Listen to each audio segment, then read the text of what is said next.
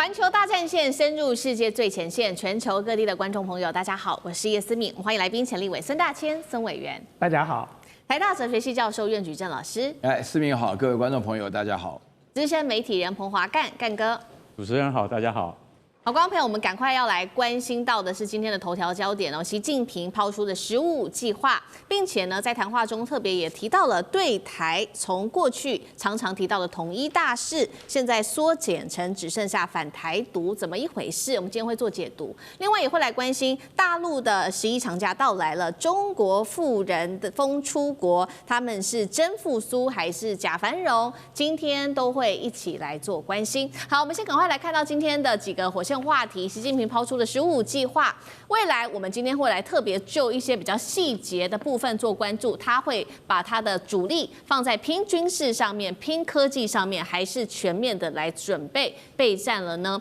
这一次其实网络上面也传出了，有没有可能是习近平主席将会交棒的一个重要关键节点呢？这个都会做关注。再来就是针对台湾的部分了，对台论述现在大幅的缩水，过去喊的统一，现在只剩下反台独，怎么回事？是战略的调降还是怀柔新招呢？最后今天也会来关心到的是，中国富人在近期狂出国，从10月1号开始，这个大陆放起了长假哦。可以看到非常多人现在疯出国，怎么回事呢？世界似乎已经成为大陆人的后花园。这一波旅游潮代表中国经济的强烈复苏吗？今天也会一起来做关心，赶快来关心，在10月1号，也就是今天哦，见证70周年的前一个晚上。记者招待会上面，习近平主席发布了重要的讲话。他说呢，接下来10月份会召开20届的4中全会，所以在这个上面会特别提到了“15+5”发展的未来目标计划。他说要把它计划好，并且把它规划好，并且强调要紧紧的落实，包括了新时代新征程党的中心任务。所以节目一开始我们要来关心“15+5”计划可能会有哪些比较具体的目标，不管是在军事上，还是科技上，还是在备战上面呢？当前内外又有哪一些对于中国来说是比较大的挑战？更敏感的事情是，有没有可能外传的习近平可能会准备交班吗？委员怎么看？所以我想，他之所以会有所谓的“15+5”，就是每5年定一个目标，然后这5年这个相关的部会在这个先前就做好规划啊，然后在5年内希望达成一个什么样的一个进展哦，所以所谓的“15+5”就是第15个5年计划了哦。那么按照他们过去这个中国大陆的一些相关的惯例啊，或者是我们现在看到的中国大陆现在的经济发展的状况跟目标，其实在过去他们几乎是每一个5年计划的达成率都相当的高哦。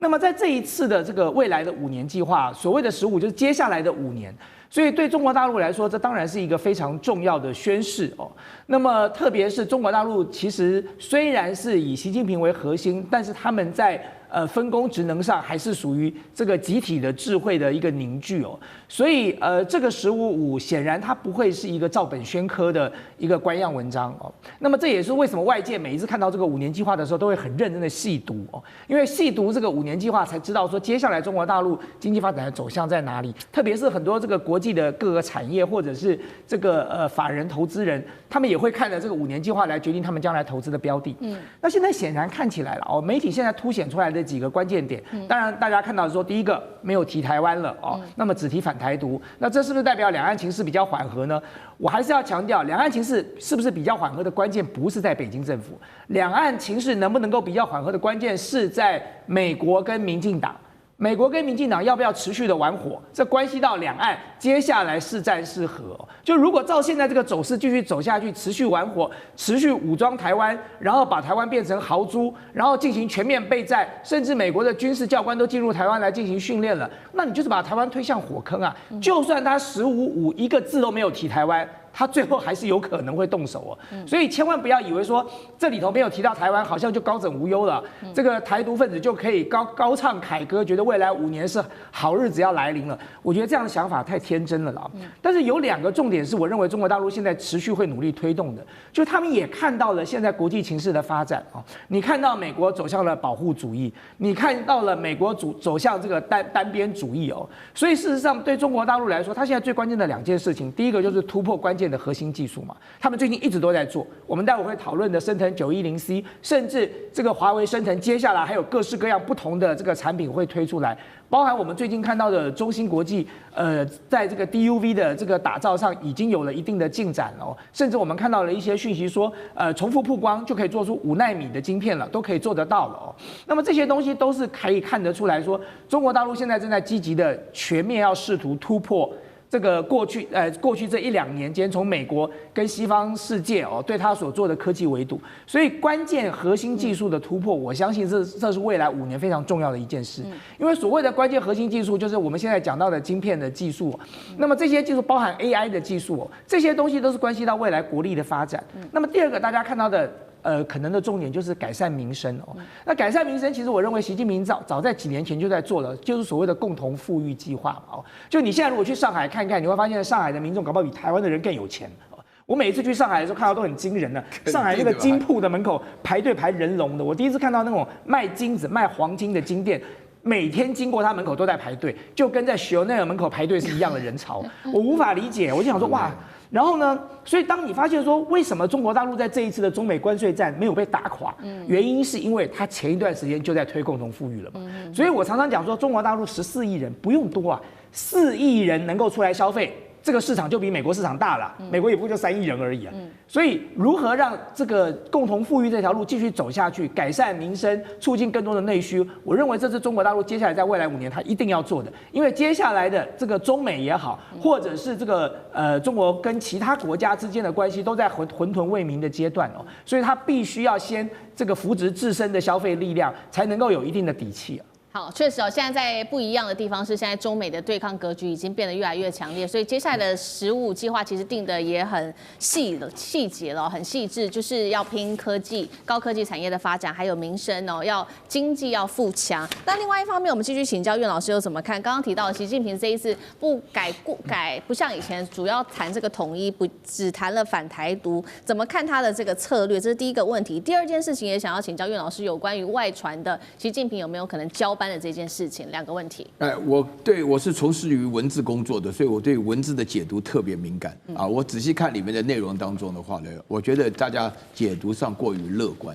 首先的话呢，我们来看坚定不移贯彻1国2制方针的话呢，这个不是讲给我们听的，这是讲给港澳地区听的，因为他们现在正在进行1国2制，所以说在这种情况下的话呢，这个对于我们来讲的话呢，提到是我们的一个选项，你要不要1国2制？你现在马上做决定。然后接着的话呢，要这个深化两岸交流合作这件事情的话呢，是民进党刚好阻止我们要深化交流合作的所以说呢，现在台湾本身来讲的话呢，在民进党阻止的过程当中，大家义无反顾的，包含我，就是继续往大陆参观访问，目的是为了和平，然后再进一步，这个选项也是在我们手里所以说你愿不愿意去，敢不敢去这个事情也说了，就民进党来讲。然后第3点，坚决反对台独，这个是更重要的讯息，因为目前《华尔街日报》里面讲出来，大陆跟美国谈判的时候，不能够说是你不支持台独而已，要坚决反对台独，这个讯息非常重要。因为什么呢？因为这3点一合起来的话，其实基本上讲起来，才弄得坚决捍卫国家主权和领土完整。大家一听言有这个讲起来非常清楚，只是有一句话还没有讲清楚，就是按照国际的法律条约来讲，就是说是这个开罗宣言跟波茨坦公告，你们这个部分讲到台湾就是中国的一部分，这个讲起来是整个连贯性的。但是这个四中全会20大四中全会在10月20号召开的时候，要定那个15计划的话呢，这个不是，这个是经济计划，它不是计划经济，大家要搞清楚。而且14.5的话呢，交出一张非常漂亮的成绩单，几乎可以说是100%实现。那你刚刚问到那个问题的话呢，会不会交棒的问题的话呢？这个问题其实我觉得哈了，到目前为止看不出来有任何的迹象，因为到了2027年的时候，那之前的话如果没有任何的动静，如果有动静的话呢，有某一位人士特别受到这个大家的瞩目的时候呢，这个时候你可以觉得有可能。但如果没有这种情况下的话，我自己看到，我觉得习近平作为主席的话呢，他身体很好，所以说各2种要这个下来的这种传闻几乎没有。为什么？因为他担当非常大的重要的任务而且他们这个团队来讲，我觉得大陆是犹如倒吃甘蔗，越走越好了。好，所以我们现在关心到的是，在中国大陆的经济计划之下，我们也看到了说，确实现在经济是不是真的已经走向繁荣、走向复苏了？因为有一些具体的数字，我们在观众朋友要来检视，尤其现在开始放起了，今天开始嘛，11长假，大陆游客不只是在国内旅游，因为前几年比如说有提到说经济好像不太好，所以大家在国内穷游，但是现在开始有大批的旅客往国外去旅行了，这是来自于麦肯锡的最新报告指出呢，大陆的出境游全面复苏，消费者大举重返了全球的航线，尤其是来看到2025年国际航班的客运量比2019年还多了整大约是1成，其中超过70%这些月收入比较高，超过人民币3万元的富裕旅客，铁了心，他们认为说，接下来的一整年我们必须出国走走，次数多高呢？从3到5次，甚至有许多人一年出国超过5次。把世界当做了自己的后花园，能不能这样子来看？就是说中国经济真的已经全面复苏了，有这么的乐观吗？那另外近期韩国也开放了签证，因为跟美国的关系不好嘛，让大陆的朋友来。那这些国家能够抓住中国旅客的商机吗？干哥又怎么看？中国人呢，全世界中国人不是只有台湾人啊，台湾人是勤俭的美德啊，所以台湾人那个隐形的富豪有多少你都不晓得。我们有常常讲一句话叫"惨屌啊，田桥仔"，田桥仔就是我们台湾人的特性，因为完全你看不出来啊，他外表看不出来。现在大陆这种人更多了，所以11国庆8天连假都跑着要出国。我说今天真的是他们说在2019年就是那个才是正常的时候嘛，结果呢，到了2020年就发生疫情，对不对？对，2年到了第3年还没有完全复苏。可是麦肯锡的报告就说，哇，这个中国市场这个消费的5大惊喜的报告，他讲说这个已经完全恢复到了这个2019年以前的水准，而且2025年的第1季跟第2季分别比2019年成长了9%跟13%，那是你用数据上的统计。我告诉你，麦肯锡不止，为什么？因为坦白讲一句，你说我们常会在就是影像上的那个印象是中国大妈到处扫货嘛，对不对？但你不晓得那个是行为上让你看得见的，但有一些是在商务旅客上是很难统计到的，因为这些人不想曝光。他们到了一个地方去，他们所购买的精品的数目跟数量常常是真正的国际统计不到的，统计不出来的。为什么？因为这里面也牵涉到很多个人的喜好比如说真正有钱人他们的那个消费习惯，他是不想要张扬的，所以你就晓得说，比我们所想象的数字还高得多。这里面他们发现43%的中国大陆旅客，他们坚持要住什么？要住连锁品牌的饭店。说以前中国大妈不是这个大家一起这个揪团，然后住到一样的饭店，大家就很开心很快乐都是乡亲在一起吃饭，一起shopping 但是现在不是这样，现在他们现在已经发现那个行为模式改变，怎么改变？有接近一半的游客中国大陆出国的游客就是11这个长假，他们这个游客，他们有47%，接近一半的人干嘛？选择自由行。干嘛？自由行的意思是什么？你知道？就是说我不要被你赶鸭子，我不要被那个恶导游，比如说跑到其他那个某些地方去的时候，东南亚落后地区被那个恶导游牵着鼻子走不买就把你赶下车，这种他们现在绝对不会去吃这种亏，所以他们现在不赶鸭子。然后呢，在10年前是完全不是这样的情况。那原因就是什么？自由行可以代表他们有更多的自主权，就这样。那你要自主权的话，是必须要在什么样的条件之下？很简单，就是他们会把以叫月收入在3万人民币以上的视为就是高消费群嘛，对不对？对。那但是呢，他说，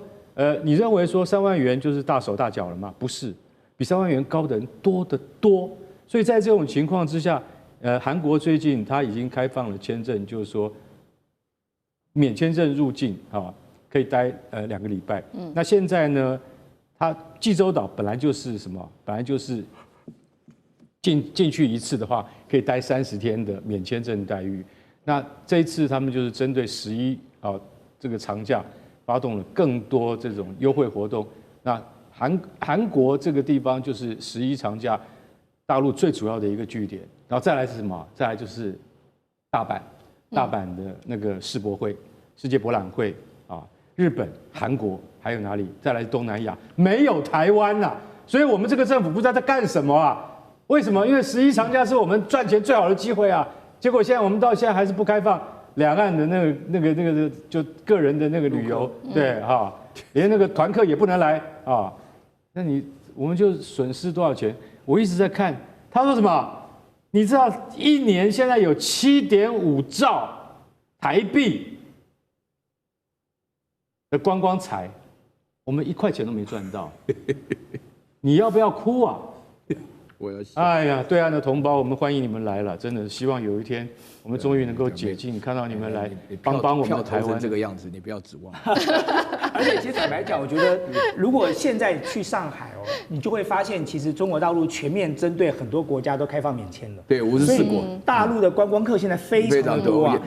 以前你在浦东机场的时候，其实也许相对可能比较冷清，现在不得了了。那个浦东机场人山人海的。所以刚才这个问到说，是不是中国大陆的经济复苏了？如果你仔细看一下中国大陆的相关数据哦，这中央的统计数据公布出来的，其实在这一段时间，内需的力量其实扮演了很重要的角色。而在内需力量的这个内部消费里头，观光客也扮演了一个这个很大的一个推力。所以其实我认为中国大陆全面开放免签这件事情是一件很聪明的事。对啊，当然了。好，那我们休息一下，马上回来。地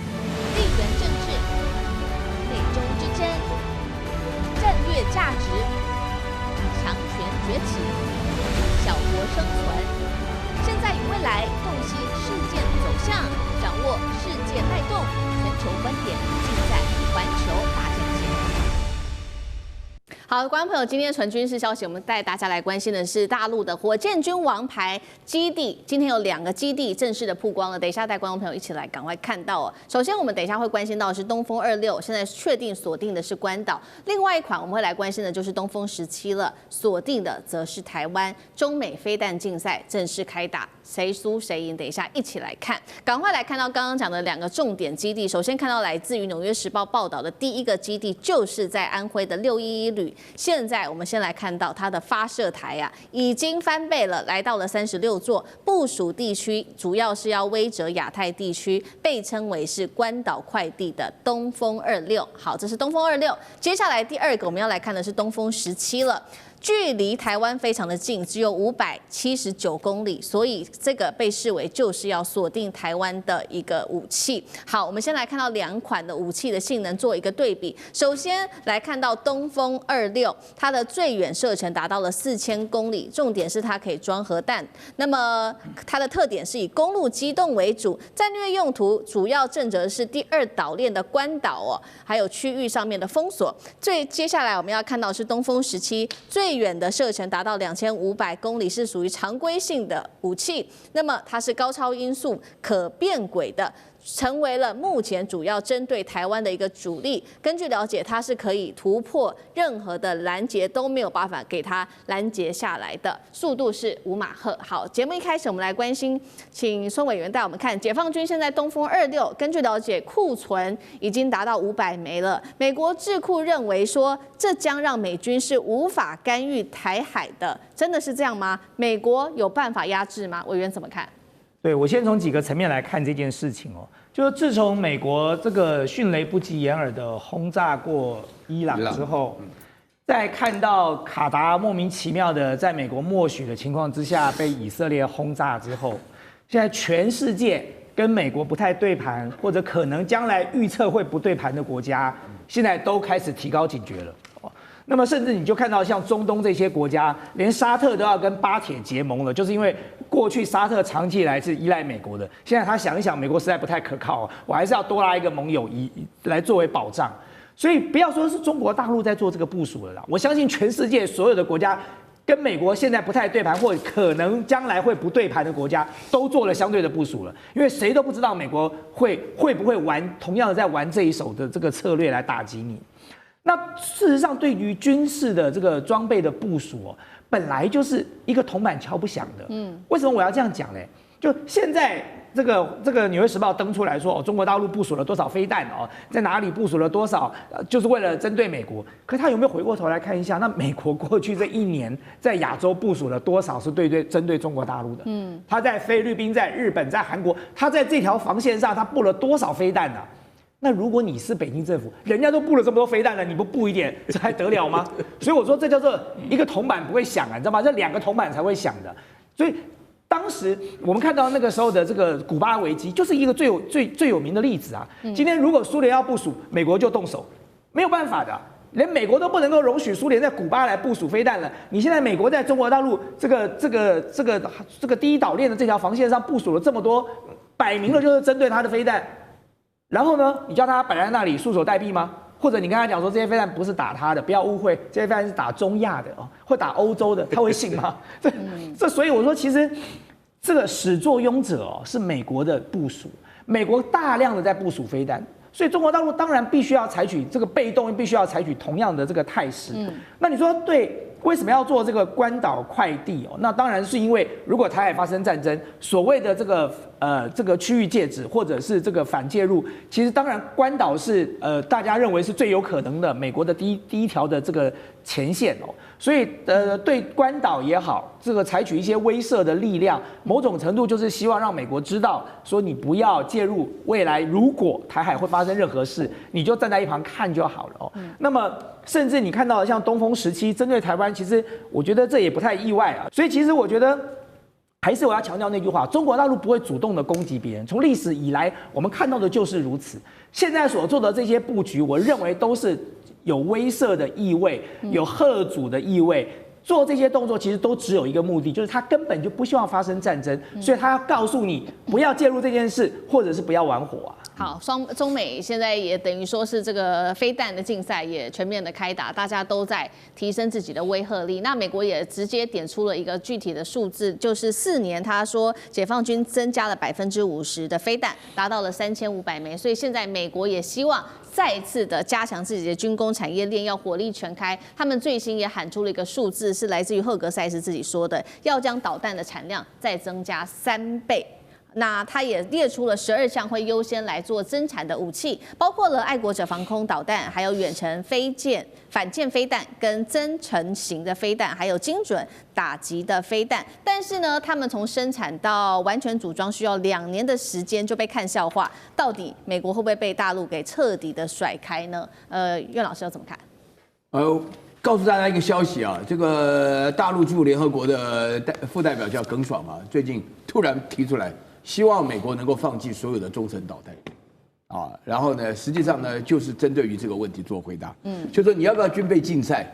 竞赛的话，你不放弃，我们也来，对，那么这个中程导弹其实很敏感，原来是美国跟俄罗斯签的。现在美国的话呢，片面先撕毁，俄罗斯讲说那我们也来生产。那现在的话呢，就是中国讲说，美国你要不要考虑一下你要不要放弃？如果你要搞的话呢，我跟你讲海格塞斯讲的话都不用相信了一个做节目的主持人，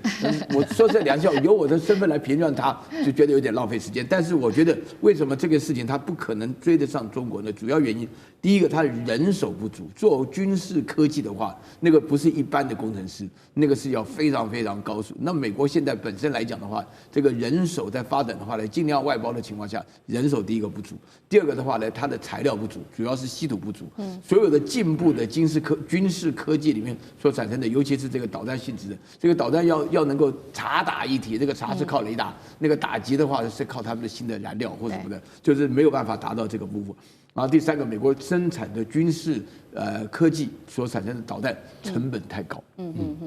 真的是成本太高。如果一下来3倍，如果海格塞斯这种讲法的话，也可以稍微了解到，因为美国的军事预算大概1兆美元就那么多嘛，所以说现在的话，把所有将军叫过来说，原则上为了要生产多一点导弹，你们通通得滚蛋大致上就这种消息所以大家从这个角度来看的话呢，就可以感觉到说，目前为止这个大陆的这个导弹的设施的生产因为这个是的确以航空母舰配合导弹的发展是大陆新的策略请记住，大陆现在要打一场跟过去完全不一样战争。在93阅兵的时候，你可以看到大陆的武器绝大多数是属于系统性的、跟立体性的、跟无人性的。为什么要做成这样子呢？因为大陆所有的你看得到的武器都有无人装置，然后这个无人装置里面都配有雷达，就是构成一个完整的系统啊。至于说你讲到说是那个东风17是针对台湾的，其实我还是有一点怀疑，因为我觉得所有的导弹都是针对美国的。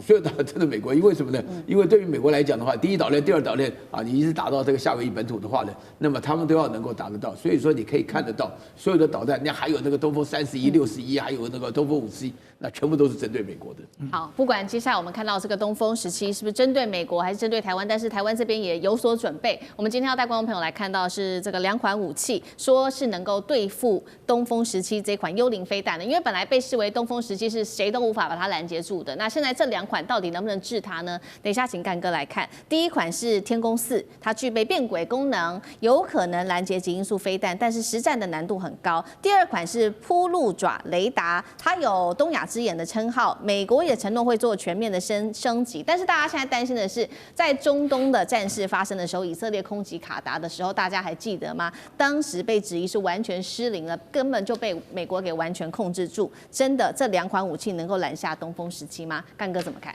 好，那个我先要讲 PavePol 就是铺路爪雷达，在新竹乐山基地的铺路爪雷达，先跟各位讲，开车上去只能开车上去，因为不可能坐直升机上去，因为它在半山腰上面，开车上去。上次我们蔡英文总统上去过，开了2个半钟头才上去，下来比较快一点，要两个钟头才下得来。好，非常偏远的地方，你知道为什么吗？它就是终端高空防御系统，是美国只在海外部署的2组，它的成本是400亿台币。那400亿台币当时是砸大钱，在台湾装这个东西。那坦白讲一句，非常的机密，因为大家刚开始都不敢说实话。为什么？因为这套系统是可以侦测到周边所有国家，包括印度在内，当然主要目标是大陆，所有的弹道飞弹，只要你一启动，它马上就侦测到了。你一启动发射的瞬间，乐山雷达马上锁定这个目标，然后美国就要下决心，是不是要启动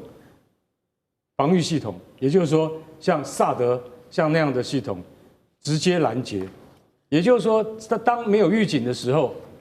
萨德系统它就必须要打飞弹上去了。好，我举例，在去年5月的时候，不是有个飞弹飞过我们的头上吗？然后是日本防卫厅告诉我们，刚刚大陆已经发射了1枚测试用的飞弹，叫东风5型，飞过了台湾海峡上空。其实它就已经飞过了花莲的上空。然后它飞过去，但是国防部马上就说，我们没有发布预警的原因是因为这枚飞弹是进了太空，所以不在我们的防御范围之内。我们很想大笑，为什么？岳老师已经在笑了。平常乱发预警，现在这个就他进了太空，然后你就认为不关你的事了。所以我们的铺路爪不涉及太空就对了。我们是铺路用的，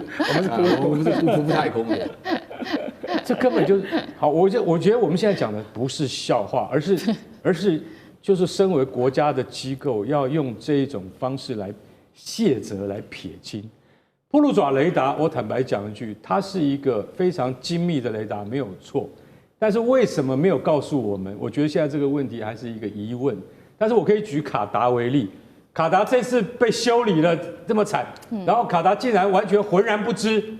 好，外面就有人在讲了，其实铺路爪在卡达跟在台湾，全世界就只有这2套而已啊。我们不是中东的酋长国，我们怎么会花那么大的钱？人家卡达是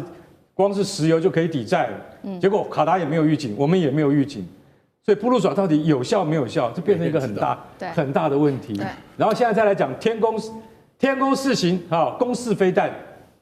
变轨，可以变轨啊。东风17一样是变轨啊，那叫什么？那叫先拼先，鹿死谁手还不知道。我现在告诉各位，从数据上来看，天宫4型要能够拦得下东风17，那都是理论。只有一件事情可以验证，就是真的打一次看看啊，就是大陆跟我们有一天友好了以后，你来试射，我来试拦，看看能不能够拦得到。以目前的技术范围而言，洲际弹道飞弹跟战略核弹是拦不到的，而且东风17的音速可能达到25倍，所以我觉得很多报道我们就是看一看，把它当作新知，但不要尽信，我们还是要相信专业。对，而且就像干哥讲的，我那时候看到他说天宫4可以拦截，原因是因为天宫4会变轨。因为我不是军事专家，可是我那时候第一个疑问就是，人家变轨，你也变轨，那这代表什么意思？你的变轨就可以打到他的变轨吗？是 suppose 你变你的，他变他的啊，各变各的，不是吗？对，所以这是好奇怪的逻辑哦。你说天宫4会变轨，那是代表天宫4很难被拦截。可是因为天宫4会变轨，它就会打下一个变轨的这个洲际飞弹吗？我觉得这个逻辑我实在完全没有听懂。对，讲实战，不要讲逻辑。好，谢谢老师。那我们休息一下，马上回来。地缘政治、美中之争、战略价值、强权崛起、小国生存，现在与未来洞悉事件走向，掌握世界脉动，全球观点尽在环球大战线。好，接下来我们要关心是大陆的当时93阅兵让美国太震撼吗？最新消息，赶快来看到赫格塞斯他痛批美军肥胖实在太丢脸了，并且川普则是呛说敌人不在外面，敌人就在内部，美国是否要走向内战呢？今天我们会一起的来做解读，赶快来关心，大家还记得吗？9月30号，赫格塞斯国防部长才紧急秘密召回了在全球的800名将领回到美国，这时候他们9月30号齐聚在哪里？维吉尼亚州的美国海军陆战队大学，大家在猜说，到底为什么要这么大费周章，花这么多的钱把大家都招回来呢？现在谜底曝光了，原来是要听赫格塞斯说一些话。他说什么？他说痛批先前在美军内部推动促进多元性和包容性的这些政策，他认为这个是很有问题的，直接下令要把标准拉回当年在1990年代。现在呢，美国即将要用最高的男性标准来要求士兵们的体能，因为他说美国已经厌倦了肥胖的这一些军队。好，节目一开始要请教委员怎么看？难道是真的被93阅兵的阵容吓到了吗？对照美军的松散的一个场面，现在赫格塞斯决定要洗刷耻辱吗？委员怎么解读？对，我觉得的确很有可能就是因为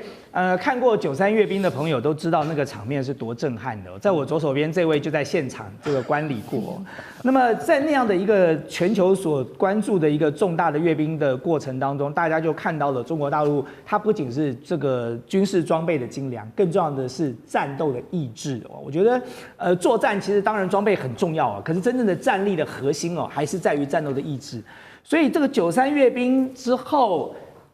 不比没关系，就是一比笑死人了。就看完了93阅兵，大家再回头看一下那个美国当时的那个250、250的阅兵，基本上就像是迪士尼的那个每天下午3点的巡回这个花车游行一样哦。所以这当然后来就变成很多这个梗图，或者是很多影片都可以看到那个彼此的对照组哦。所以我觉得这当然这对赫格塞斯或者对川普来说，如果他们有接收到这样的讯息，他们当然会觉得很困窘哦，就是说这实在也太难看了。那当然赫格塞斯就提出这样的要求了。那我当然是觉得说，你能不能够恢复到1990年的标准，或者是说肥胖的这些将领通通都要滚蛋？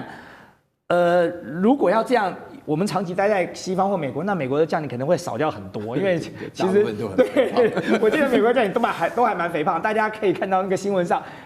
那个美国的那个参谋会议的什么参谋总长联席会议主席，那些都很肥胖所以如果要回到1990年的男性什么最高男性标准，我不晓得美军现在还可以剩下多少人哦。那但是关键问题是说，这样子就可以有战力了吗？我觉得也未必哦。就是作战这种事情，要知道为何而战。我觉得在美国这些年的一些相关的这个运作之下，我相信不要说美国人民不知道为何而战了，其实国际社会也不知道美国会为何而战。特别是在以哈战争这件事情最明显的，美国还是为正义而战吗？美国还是为人权而战吗？美国还是为平等而战吗？为钞票而战。看起来不是如此了。所以，当你没有真正的战斗意志的核心的时候，你就算恢复到1990的这个什么最高男性标准，这样就真的能够提升你的部队的战力吗？其实我是高度存疑的。就是你必须要让你的部队知道为何而战，而且你必须要让他知道他值得为这个价值而战，那么他愿意付出。可是现在显然看起来，美国全世界都说服不了了，更不用说说服自己了。好，所以美国到底为何而战呢？其实现在川普他更扯了，他把矛头指向自己国内，他说呢，政敌就在自己的国内，不在外面的这些外敌了。所以呢，他说特别提到的就是民主党，他说民主党治理的城市简直就是无法无天。重点是这些民主党人他们是不会穿着这些所谓的外国军装的，所以他甚至表明说，接下来，我川普政府我们要进军到芝加哥去了，把民主党治理的城市当成是一个训练场。那比较糗的事情是，在这一场的这个召回的将领上面，川普也有说话嘛。那他呢在讲话的时候，讲到最狠、最激动处的时候，照理说台下都会有一些鼓掌声，但是全场真的是静默，那他就非常的尴尬。然后他也补了一句说啊，在这种时候，通常大家可以鼓掌等等，开了一个玩笑，但是还是没有人鼓掌，代表没有办法稳住军心吗？苑老师怎么看？另外就是把民主党当作训练场，是独裁信号吗？我首先要强调哈，93阅兵的时候啊，那个陆军、海军、空军啊，带着钢盔踢正步的时候啊，踢正步的人都是中将要搞清楚啊，那个是将官的话，踢正步的话，有板有眼，跟士兵一样。那海格赛斯看到这种情况下的话啊，我跟你讲，我确实是看到大部分的解放军都是瘦瘦高高，长得还蛮帅的啊，所以你从这个角度来讲的话，海格赛斯这种想法，那肥胖的全部给我滚蛋。其实你要了解一件非常重要的事情，这个即使再肥胖的美国的这个军队哈，要去打芝加哥啊，要去打洛杉矶、打纽约，应该还是会成功的了啊，因为这打流氓啊、扫黑啊什么，这个基本上是成功的。但是我觉得这里面可以分成3部分来讲啊。首先，第一个的话呢，川普本身根本看不起这些将领。我刚刚就在路上想，还好我们3个都不是退役将领。我们讲到这个题目的时候，那个退役将领自己很尴尬，因为一个人能够发挥什么功能呢？大家每天听到退役将领就觉得不得了，因为长期来讲把它当成一个神圣的象征，这是第一点。那现在川普把这个神圣象征给拉开。那第二个的话呢，800多人，将近1000人呢，他跑到那佛罗里达，全世界各地跑回来以后啊，里面的话呢，叫海格赛斯这个有没有当过少校，我都怀疑的人，在那边讲话说你们啊这个标准原来讲的这个 Vogue General， 就是你们这个性别不明的这些将领，他妈全部给我滚蛋啊！然后这个第3点的话啊，完全没有顾及国家的安全，那个军队本身的需求，这是有原因的。因为美国的国防预算就那1兆美元那样子的话呢，我们刚刚讲那个题目，美国国防预算都在发展军事科技啊，这个川普基本上认为人根本没用，这些人的话呢，基本上的话呢，就是不是在军队里，要不然就在街头上混，所以他基本上是非常看不起这个军人的。所以在这种情况下，他做这种事情的话，那这些人当然心里非常明白了，因为美国的将军随便来一个美国现任的将军到台湾来，那还得了啊，予取予求啊，对不对？这边700-800个在那边受窝囊，听着海格赛斯这个无聊的这个主持人在讲话，他们当然不会鼓掌了，因为美国这话呢，一般人是故意制造鼓掌，乱七八糟乱讲话就乱鼓掌的，你知道吗？现在一个人都没有鼓掌，就足以证明他真的是非常讨厌他。好，所以将军们其实心里面或许真的对这个国防部长或对川普都非常的不服气。那所以我们现在也会看说，川普接下来是打算用这个军队来打击自己的政敌吗？指的就是民主党自己。美国会不会真的如先前美国自己拍的电影走入内战？有没有这样的可能性？干哥又怎么看？有没有这样的趋势？几天来哈，你看那个洛城的示威还是没有减缓，所以这次竟然已经动了陆战队去了。陆战队 Marine 呢？你知道 Marine Corps 怎么可以随便动呢？好，那你现在已经连这个兵都你敢派的话，我觉得川普没有什么不敢做的，因为他要达成他的目标。其实老实讲一句，美国文化，老实讲就是说，其实他潜藏的不定时的炸弹，这已经成型了。也就是说，极右派的保守派啊，跟极左的那种进步派，他们之间的冲突。最近我不知道思敏有没有看一部影集，叫做《美国内战》。美国内战它刚开始播的时候，我们不太能够理解。等到我们看到最近的局势，我们就可以理解了。你知道为什么吗？因为白人的人口从2022年以来到现在已经下降到只剩下60%了。我们当时，我记得我小时候念小学的时候，我还记得美国黑人啊，美国人口有2亿5千万，现在是3亿嘛。当时黑人大概占1/10，然后有色人种其实不多，可是现在过了30-40年以后，美国白人只剩下60%了。他说再这样下去，到了2040年以后，也就15年以后，他们恐怕会不到一半，也就降到50%以下。好，这个对于保守派来讲是非常大的，所以为什么那个柯克会被暗杀？因为他们认为说这个是我们文化之间的战争，没有用枪杆子不能解决问题，已经到了这么严重的程度了。他说这样子会造成种族灭绝，什么种族？白人至上主义者会被灭绝，这绝对不能接受。所以今天川普他这次赢得选举，也是因为这个主要的议题，他才能够赢得选举。因为白人现在有很大的危机感跟恐慌感。可是我们也要真正很客观的讲一句，就是说，因为他们反堕胎也反移民。所以，对于美国自己本身国内的治安跟品质，川普进行这样的政策，其实我个人认为是对的。只是他的手段不能够这么激进。因为这几天来加州的那些暴动，就是因为逮捕。你知道现在一天逮捕多少人吗？2000人。墨西哥裔、西班牙裔、拉丁美洲裔，甚至中国人，一天抓2000个。所以为什么要动用到海军陆战队？所以在这种情况下，这个手段是不是太过激了呢？对，难怪我说真的，美国的其实很多地方都显现出很不安定的，会发生更大的街头暴动或是暗杀行动。我觉得这个都不会让人家非常的讶异跟奇怪，因为有川普这样的总统。好，谢谢干哥。那我们休息一下，马上回来。地缘政治、美中之争、战略价值、强权崛起、小国生存，现在与未来洞悉事件走向，掌握世界脉动，全球观点尽在环球大战线。好，观众朋友，今天我们要特别来关心在这个地点是在非洲的马达加斯加发生的一场大暴动，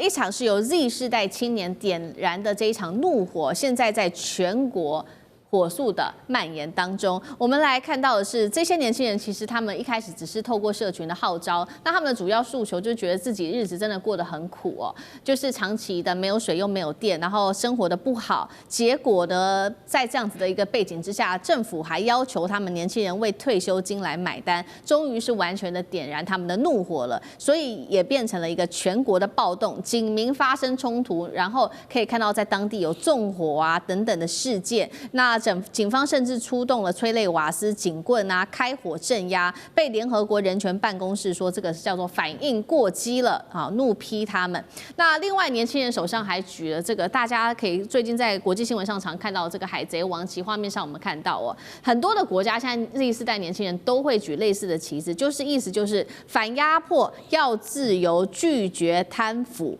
那其实海贼王旗我们在节目上也常常提到，这些国家最近掀起的抗议活动，从秘鲁到印尼到尼泊尔到今天的马达加斯加，怎么回事啊？都是 Z 世代，他们都在抗议。那这一场的抗议活动，当然也波及到了许多的华人，又是华人。中国超商这一次又再次的被纵火，这一次的损失也非常的惨重，高达了5-6千万人民币，大约是840万的美元。那在这个中国超商的附近，有100多位中国人，他们也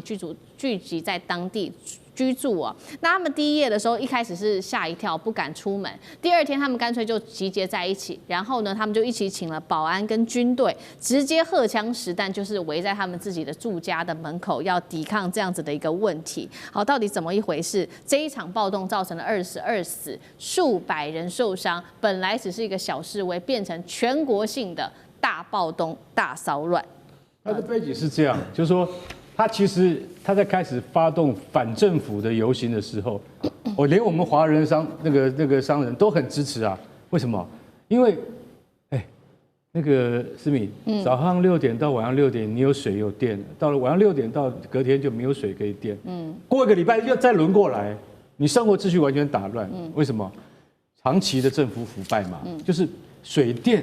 跟电，我们基本的需求，所以年轻人 Z 世代上来。他们当初还没有拿海贼王的旗，他还没有跟印尼跟那些尼泊尔的这些青年们连线的时候，他们认为说我们只是我们的需求而已啊！你政府怎么可以长期数十年来啊，我们的基础建设这么差，他们怀疑这个钱都不知道被谁用去了。所以说，当开始的时候受到老百姓很大的支持，可是你知道最后这个游行这个已经变质了，变成什么？变成游行人来打劫有钱人。你也了解，就是说，等于是说我们是被剥削的一方，那我们再去剥削别人，谁被剥削？华人嘛。对。为什么华人在那边开的成衣厂？我跟你讲，那老实讲一句，促进马达加斯加的那个很多都是从大陆去的，现在总损失已经到达了800万美金。所以你知道当地的华人的这个商人，他必须要雇佣当地的，不是流氓啊，雇佣当地的警察，跟军队来维持治安。所以我就认为说，这个也一方面也凸显出来，就是说，华人在全球各地都是勤劳成功的象征，但是在面对的暴力的时候，华人总是最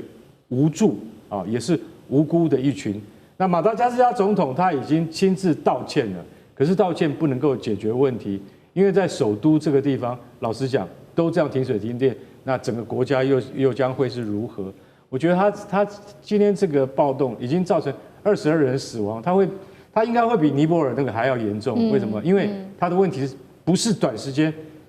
抓贪腐那么简单可以解决的，所以我觉得这件事情在国际上会引起更大的关注。老师有没有关心到这个马达加斯加非洲这个国家？马达加斯加的话呢，我很熟了。40几年前我在东海读书的时候，我们那个里面就有这个侨生呢，是从马达加斯加来的。后来的话呢，更进一步关注他们不完全像非洲黑人了，他们也就是讲法语的了。它是法国殖民地的，也非常大，是全世界前3大的岛屿了。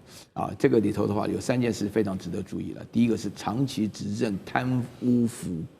败不断而且呢，长期都有这种贪腐团体来执政，大家人民很容易产生的这种排挤的效应，这是一个大家对这个政府。然后第二个 Z 世代的青年人是借助网络的发达，大家得到的讯息各方面来讲的话呢，在这种情况下，这个生得不得好生死化的不如好死，所以这种情况下的话，容易发生跟上次尼泊尔的情况非常接近就是意想不到的这种国家，原来长期的话呢，这个强制下能够维持的非常稳定，现在这个稳定也维持不了。然后第3点的话呢，就是说明了这个世界上当中，因为网络的出现就是导致你刚刚干哥讲到那个华商受到非常大的影响这个最主要的华商不管在哪里他们基本上的话做生意赚钱的话呢，跟当地的政府结合了。这是一个重要的原因了你在东南亚也是一样的情况。那所以说，当地的人要产生暴乱的时候，都会找华商出气了。华商成为一个被出气的重点，等一下请委员来带我们看。另外就是为什么都是 Z 世代，然后在这么多的国家，刚刚提到秘鲁、印尼、尼泊尔到马达加斯加，同一个时间委员怎么看？对，所以大家都称这一波的浪潮叫做海贼王革命。就如果我们看一下这一次的这个浪潮，从秘鲁、印尼再到尼泊尔我帮大家回溯一下，在15年前发生的阿拉伯之春，其实非常的类似。阿拉伯之春是发生在2010年的这个年末，一直到2011年初，从当时突尼西亚开始引爆的。那个时候叫做茉莉花革命，所以从突尼西亚的茉莉花革命，然后把突尼西亚的政权把它颠覆掉完之后，接下来就一路波及到这个埃及，所以埃及的穆巴拉克政权就瓦解了，然后到了利比亚的格达费就下台了，然后到了也门现在在内战然后到了叙利亚，这个阿塞德政权也面临了挑战，然后从此就陷入内战，然后到最近这个阿塞德就败走了，所以其实。当时的这个阿拉伯之春我只念了这几个国家，还不止这些国家，其实大部分的阿拉伯世界都受到了波及。那么你看当时的这一波浪潮，你再看这一次的这个海贼王革命，其实我就开始在思考说，它恐怕不见得只会在秘鲁、印尼、尼泊尔或者是马达加斯加了，因为它马上就会成为另外一个浪潮跟另外一个运动了那么什么叫做 Z 世代？Z 世代是在1997年到2012年之间出生的，我们叫做 Z 世代那么这个 Z 世代又叫做数位原住民，所以这些孩子出生的时候就是滑手机，就是滑平板的。所以你说他们透过社群媒体来动员，这一点都不意外。可是各位要知道，社群媒体的影响力是无远弗届的你说你阿拉伯之春当时还在阿拉伯世界，因为你要传递这个讯息你要动员，你要得到更多的资源，你可能还要有一些地缘关系的协助吧。可是现在不是现在你看到的是从秘鲁南美跳到印尼、东南亚，跑到尼泊尔亚洲，现在要跑到非洲的马达加斯加，所以这代表说这个运动恐怕现在只是一个开始哦。那么接下来在全世界各个国家如果有面对同样状况，就年轻世代的不满达到了一定的这个顶点的时候，可能都会因为这一次这几个国家的这个海贼王革命而给了他们更多的灵感跟更多的激励，让他们也一起走上街头了。所以曾经有人说过，就是说一个国家里头真正稳定这个社会最重要的力量，除了中产阶级之外哦，你能不能够让年轻世代满足他们的生活，这是一个很重要的关键问题了。就如果他们不满足，那么接下来马上就是无穷无尽的这个革命的这些运动出现了。那至于说为什么要用海贼王，大家觉得很奇怪吧？为什么要用海贼王？海贼王是1997年画的。那个时候就是 Z 世代的第一年嘛，然后海贼王讲的是什么？他讲的是那个海贼这个船上的这个船长叫做鲁夫啊，就那个鲁夫船长跟他的草帽伙伴们一起去追逐梦想，一起去解放什么被压迫者的故事哦。所以 Z 世代这次之所以会用海贼王，不是随便拿个什么旗子挂起来的，是因为他们认为这代表他们的精神。他们的精神就是追逐梦想，他们的精神就是要推翻专制，他们的精神就是要打倒这个政府的这个腐败，这是他们想要做的事情啊。所以他们为什么会把海贼王这个标志拿出来？其实真正的原因是在这里的。地缘政治、美中之争、战略价值、强权崛起、小国生存，现在与未来洞悉事件走向，掌握世界脉动，全球观点尽在环球大战线。接下来我们要带观众朋友关心的是中美的晶片战，现在进入到奈秒之争。华为现在同样的要翻倍扩产超车辉达吗？要多久的时间？等一下我们会来做解答。另外，成熟晶片也卡住了美国的帝国，等一下都会一起来做关心。现在赶快把焦点放在这一场中美之间的科技战，已经不是所谓的争分秒了，而是奈秒的对决。这句话不是我说的，这句话是黄仁勋说的。黄仁勋怎么说呢？最新他坦诚了，中国制造的晶片领域只落后美国几奈秒，这个已经不是世代优势，而是瞬间的一个差距而已了。好，另外一方面，黄仁勋之所以会那么紧张，当然了是有几个原因。首先，针对中国大陆的市场 ，H20现在被指控有反垄断法的问题。那针对美国市场，现在也被卡关，因为呢，黄仁勋本来要为大陆特制打造的这个 AI 晶片，现在是说能否通过美国的审查，也是一个巨大的问题。所以现在黄仁勋真的很头痛了。另一方面，他在看到的就是华为啊，不断的在做超车的计划，尤其是要扩产它的 AI 晶片。我们赶快来看到它的具体的计划。明年910C 的升腾晶片的产量会提高到60万颗，大约是今年的2倍的量。同样的，升腾产线的这些裸晶的产量也会提升至160万颗，这个是60万，这是160万颗。再接下来，他也特别发布了未来3年的重点蓝图。他说要透过包括了蛮力扩张、大规模的串联跟科技政策来支持自己的策略。他目标很快的3年之后，2028年，他认为自己就可以超越辉达了。真的可能做到吗？那华为这一波扩张，对于中国大陆的 AI 晶片是不是重要的一个翻盘的第一步？委员怎么看？对，我想当中国大陆这个北京政府宣告说准备要封杀 H20的时候，其实某种程度就传递了一个讯息嘛，就是中国大陆对于 AI 晶片，他们已经有他们自己的管道了。那么现在显然看起来不是他们可以在国际社会上买到，而是他们已经有自行生产的能力了。所以他们对于 H20其实就摆出了一副不屑一顾的这个态势哦，甚至要进行反垄断调查。那么从这一点可以看得出来，当然就是代表华为在这些年来，在这个晶片的研发跟生产上已经有了很大的进展了。我们现在看到的华为的计划，我们现在一直在讲升腾910C，升腾910C 是2025年，就今年第1季啊，华为就已经公布出来的升腾910C 的发展。但事实上，华为从2025年到2028年，它有一系列的新的晶片出来了。到2026年，就是明年的1月，很快了，明年的第1季，它有一个叫做升腾950PR 哦，又超越了升腾910C。然后到了明年的年底，就明年的第4季，它有升腾950DT，它又再往上升级。然后到27年的第4季度的时候，它到了升腾960。到了2028年第4季度，它到了升腾970了。这是当时现在华为在推动的整个发展的这个 roadmap， 就整个发展的路径图。那当然，华为除了在这个发展 AI 晶片的方面不断的在进行迭代更新突破之外，其实还有一个很重要的地方是大家可能没有注意到，华为现在也在很积极的打造 AI 晶片的这个应用环境哦，就作业系统。各位知道，我曾经在节目说过很多次说。